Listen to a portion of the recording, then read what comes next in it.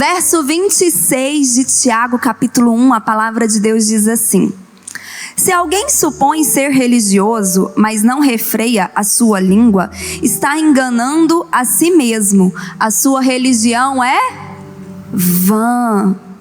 Uau! Uma coisa que eu e você precisamos não é nem entender, é memorizar, é gravar na nossa mente, de que o cristianismo passa pelo uso da nossa língua. Às vezes, como cristãos, a gente fica mais vigilante em relação a outros tipos de pecados. A gente não rouba, mesmo quando a gente tem oportunidade em algum negócio. A gente não mata, né? Não matamos. A gente... Quais são os pecados, assim? Não trai, não adultera, não se prostitui. Mas às vezes a gente esquece de controlar a nossa língua. E a palavra de Deus diz que aquele que não refreia a sua língua, ele engana a si mesmo. A sua religião, o seu cristianismo é vão. Ou seja, não serve para nada. A gente precisa aprender a controlar a nossa língua. Tiago, no capítulo 3, pula aí para a próxima página. Capítulo 3, a partir do verso 1, o apóstolo Tiago diz assim: meus irmãos. Para quem que ele está falando isso? Fala assim, é para mim. Tudo que vai vir agora que eu vou ler depois, repete, tudo que eu ler agora é para mim, não é para o meu irmão do lado. Porque a gente já pensa no outro, né?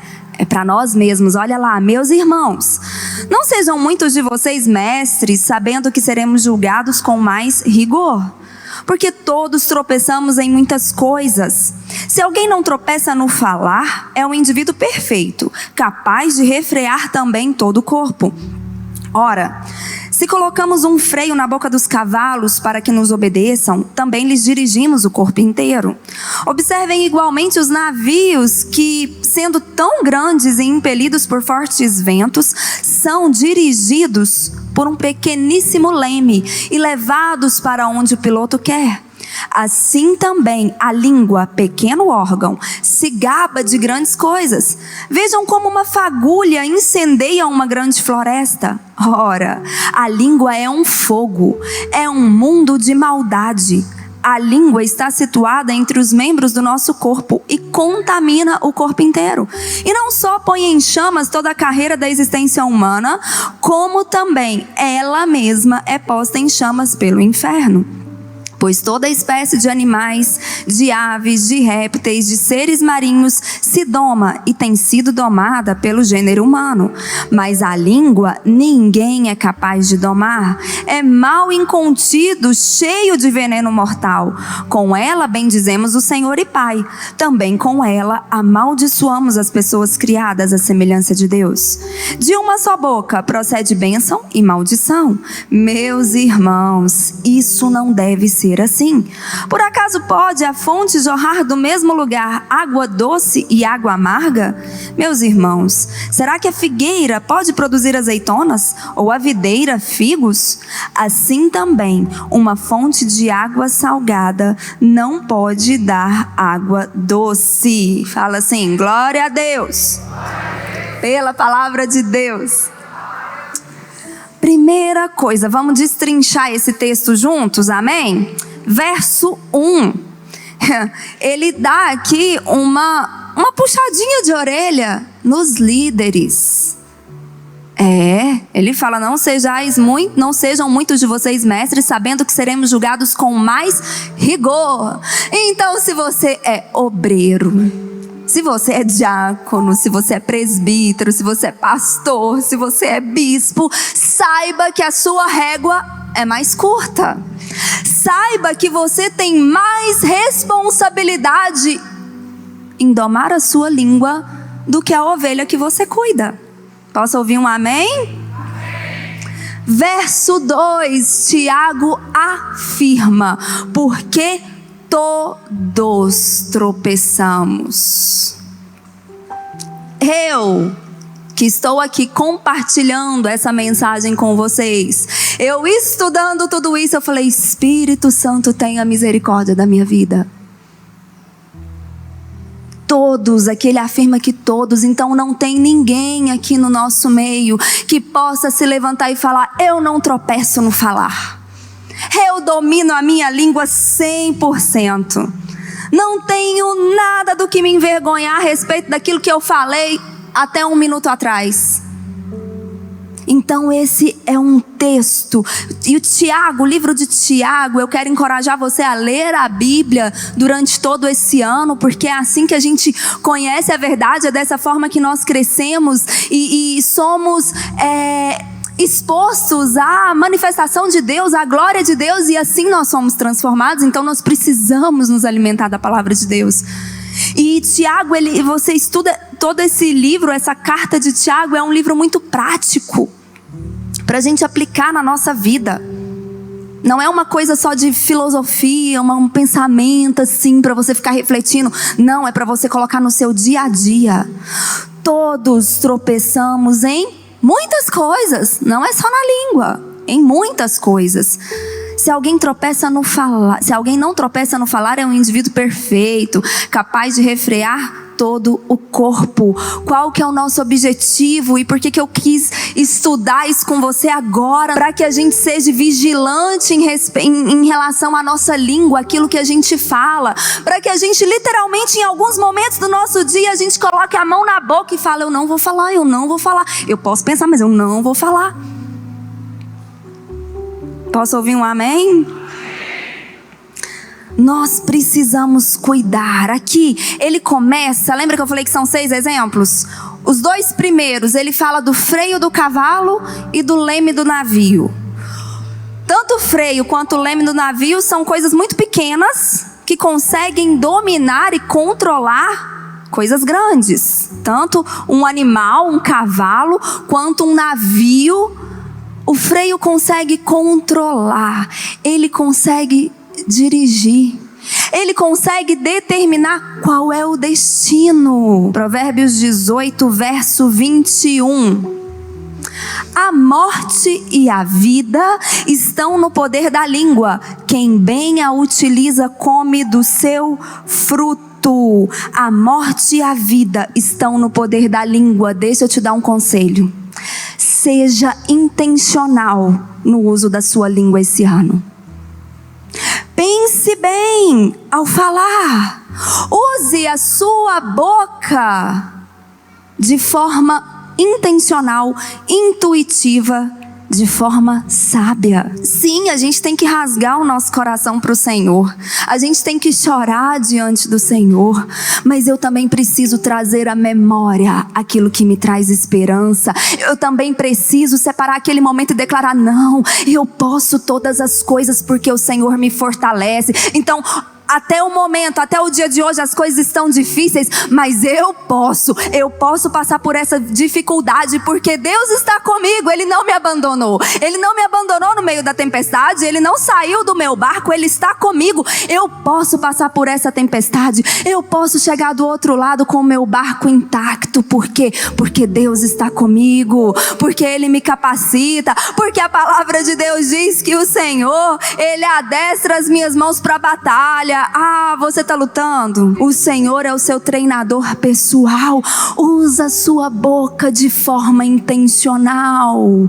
Lembra do freio do cavalo. Se você pega um cavalo violento, se você pega um cavalo bravo, mas ele está com freio, é ele que determina para onde ele quer ir? A raiva do cavalo é que determina para que rumo ele vai? É quem está controlando o freio.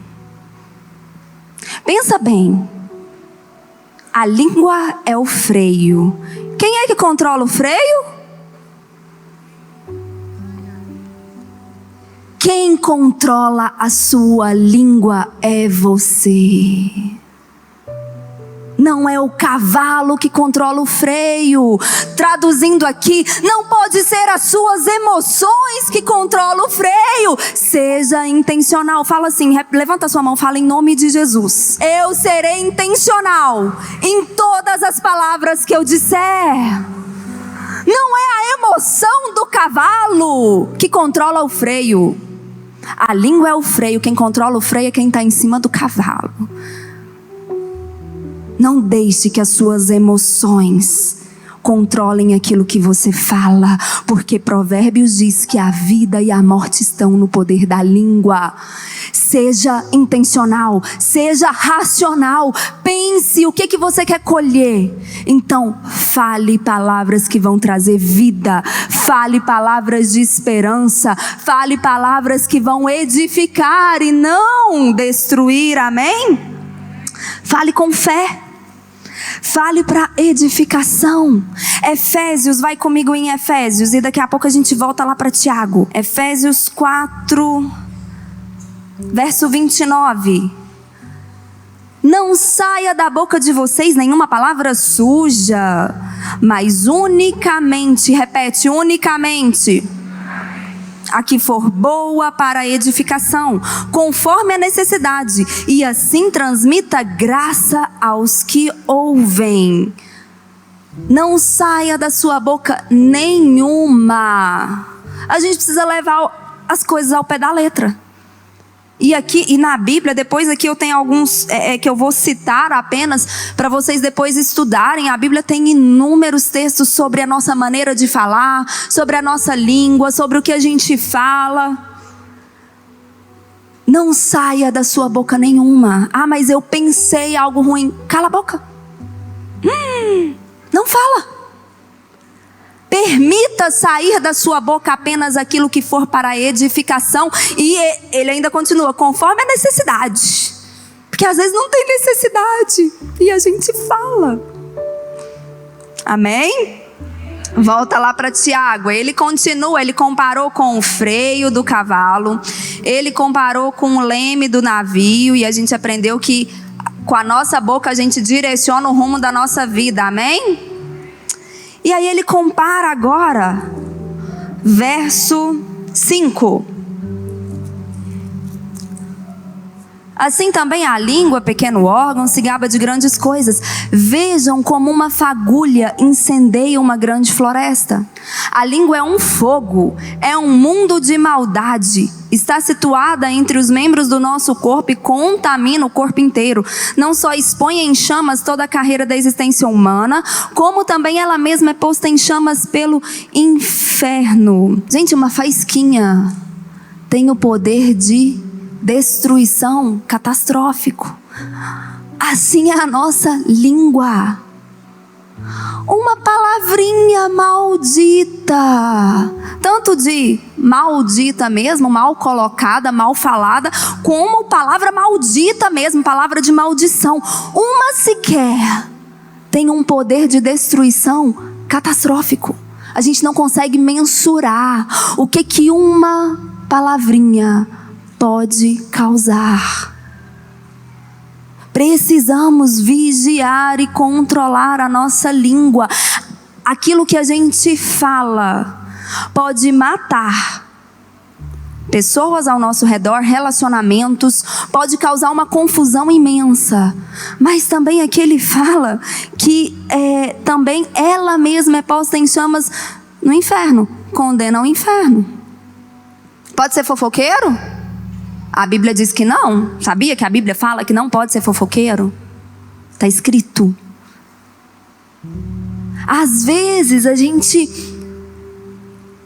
expõe as pessoas e fala das pessoas coisas que não precisaria.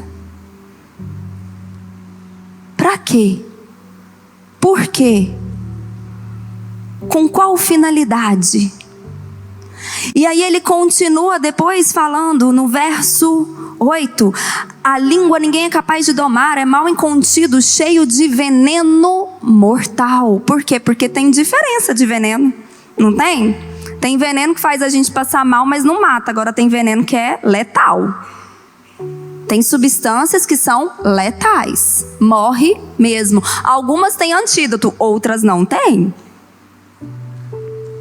É veneno mortal. Aí eu lembro das palavras de Jesus lá em Mateus: o que contamina o homem não é o que entra pela sua boca, mas o que sai.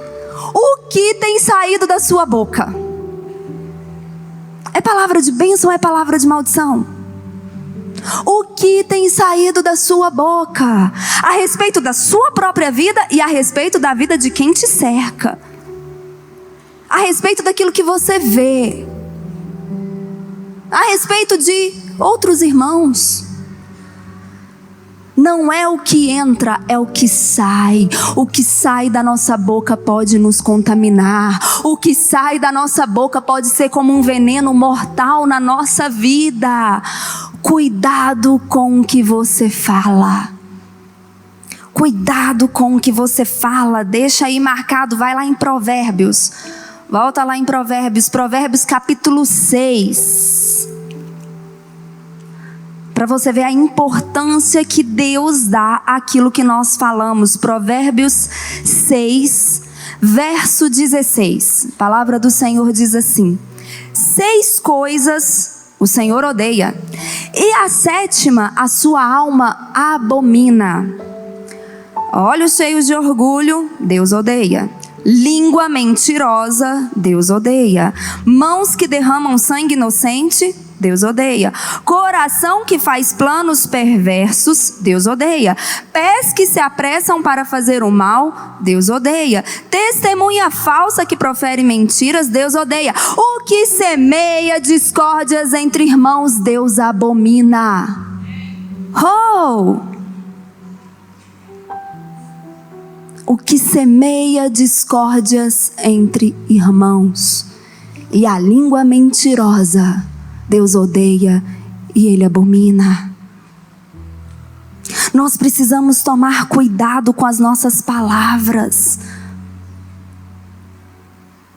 O que nós fazemos com o outro, mas também o que nós fazemos conosco. A língua pode gerar incredulidade.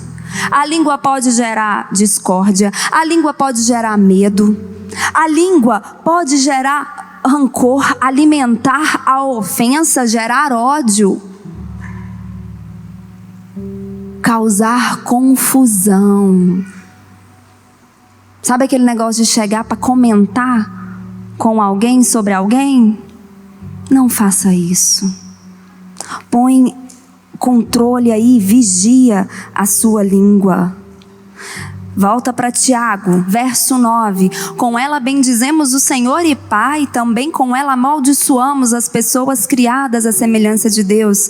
De uma só boca procede bênção e maldição. Meus irmãos, isso não deveria ser assim. Nós não podemos ser incoerentes. Nós não podemos ser incoerentes. E isso alcança todos os lugares que nós convivemos. Pensa comigo, uma pessoa lá do seu trabalho, uma pessoa que não conhece a Deus, não vai à igreja, às vezes até tem raiva de crente. A convivência dela com você tem mudado a perspectiva dela ou não? Você tem sido alguém que, com a mesma boca que você está aqui, que você adora ao Senhor, que você ora, que você levanta suas mãos, que você declara a palavra do Senhor, com a mesma boca lá, no meio, durante a semana, no meio do seu ambiente de trabalho, é você que está envolvido com todas as conversinhas e fofoca, é você que é o leve trás, em tudo quanto é confusão que tem, você está metido no meio? Isso é incoerente. Isso é incoerente. Nós não podemos ser assim. E aqui as duas últimas figuras que Tiago compara é com a fonte e com a árvore frutífera. Ele fala assim: por acaso pode a fonte jorrar do mesmo lugar água doce e água amarga? O que a água faz? Qual que é a função da água? Hidratar, matar a sede, não é? Lembra quando o povo estava saindo lá do Egito? E aí eles correram, eles encontraram no deserto aquela fonte de água. Eles foram beber, a água era amarga, lembra? Nós precisamos, a nossa boca precisa ser fonte de água doce. As pessoas que correrem na nossa direção, elas precisam ser saciadas por água doce.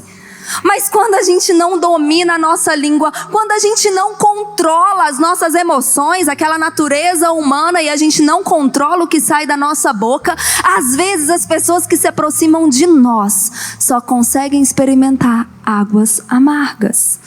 E aqui Tiago está falando, meus irmãos, igreja de Jesus, não pode ser assim. Não podemos continuar vivendo o cristianismo com essa incoerência. Porque senão, como ele disse no capítulo 1, a nossa religião é vã. E aí ele compara com a árvore frutífera. Antes, coloca para mim Provérbios 18, 19. Vamos deixar aberto aqui para a gente não ficar vai e volta. Vamos usar o nosso recurso.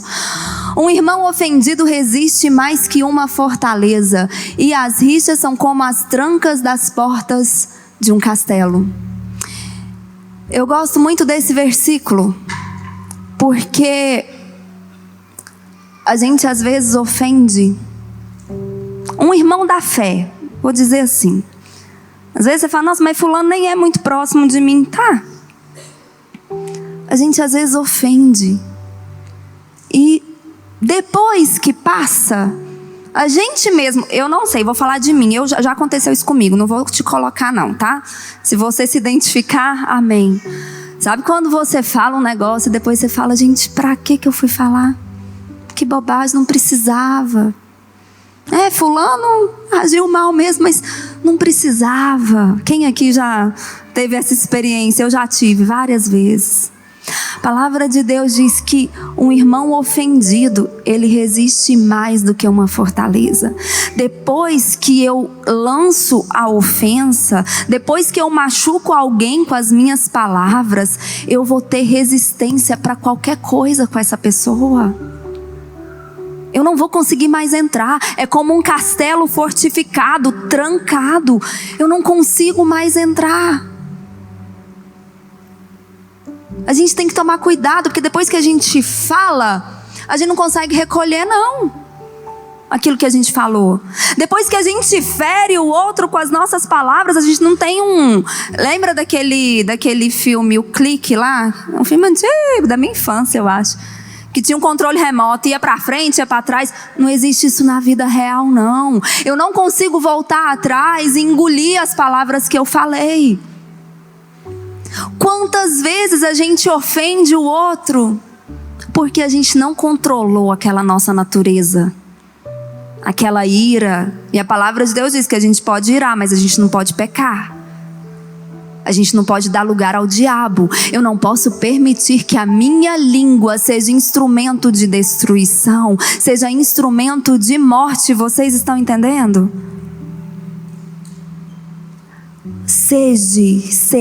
Escolha ser uma fonte de água doce. Escolha ser aquela pessoa que, independente do que você está vivendo no seu dia, quando alguém se aproximar, ele vai se deleitar com água doce e não com água amarga. Mas eu estou passando por dificuldade, eu estou sendo afrontado. Isso aí a gente leva lá aos pés do Senhor. Toda essa angústia, essa ansiedade a gente leva lá para Jesus. A gente não desconta no nosso irmão. A gente não desconta no outro. Nós precisamos decidir, escolher ser fonte de água doce, amém? E aí agora o último exemplo que ele dá é com a árvore frutífera. Ele fala assim em verso 12: será que a figueira pode produzir azeitonas? Não. A videira, figos? Também não. Também de uma fonte de água salgada não pode dar água doce. Pensa comigo, árvore frutífera, árvore que dá frutos. A árvore, ela produz os seus frutos de acordo com a sua espécie, de acordo com a sua natureza. Então aí a gente já encontra uma justificativa, porque a nossa natureza é ruim, não é? Nossa natureza adâmica é ruim? Ah, mas a palavra de Deus diz que aqueles que estão em Cristo, nova criatura é. As coisas velhas ficaram para trás, eis que tudo se fez novo. Então eu e você recebemos a natureza de Cristo. Então eu preciso gerar frutos de Cristo, frutos do Espírito Santo, amém? Em Efésios, volta aí comigo que está perto, Efésios capítulo 4. Em Colossenses 3:5, para você que está anotando, também fala que a gente tem que fazer morrer tudo que pertence à nossa natureza terrena. E aí ele vai citando ali várias coisas, várias características da nossa natureza pecaminosa. Faça morrer a sua natureza terrena. Em Efésios, no capítulo 4, verso 22, a palavra de Deus diz assim: quanto à antiga maneira de viver, vocês foram instruídos a deixar de lado o velho homem, a velha natureza, que se corrompe segundo desejos enganosos, verso 23, e a se deixar renovar no espírito, no modo de pensar de vocês, e a se revestir do novo homem, criado para ser semelhante a Deus, em justiça e retidão procedentes da verdade. Eu e você fomos eleitos para sermos nova criatura. Cristo em nós, a esperança da glória. É verdade, sozinhos nós não conseguimos dominar a nossa língua, mas Cristo em nós gera em nós a natureza de Jesus, gera em nós a natureza de Cristo. Então aí sim eu consigo controlar a minha língua. Aí sim eu consigo ser aquela pessoa que jorra água doce, que consegue saciar a sede das pessoas, que conseguem atrair as pessoas até Jesus. Por quê? Porque eu sou uma nova criatura. Amém? Salmos 19:14. As palavras dos meus lábios e o meditar do meu coração sejam agradáveis na tua presença, Senhor, rocha minha e redentor meu. Amém?